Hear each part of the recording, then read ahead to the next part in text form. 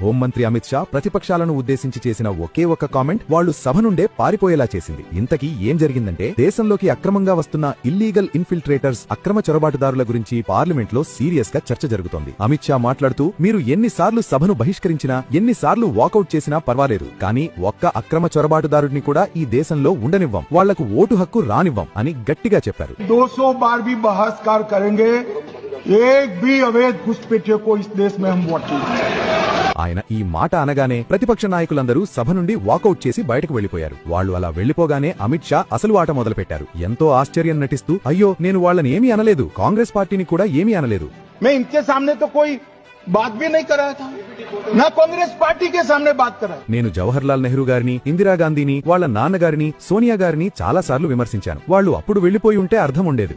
मैंने इतने सारे आरोप करे श्री जवाहरलाल नेहरू पर, इंदिरा गांधी पर, इनके पिताजी पर, सोनिया जी पर, तब भागते तो लाजिम था.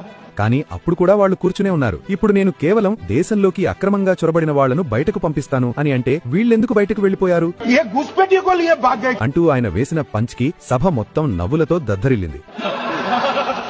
అమిత్ షా చేసిన ఈ సంచలన వ్యాఖ్యలపై మీ అభిప్రాయమేంటో కింద కామెంట్స్ లో తప్పకుండా చెప్పండి.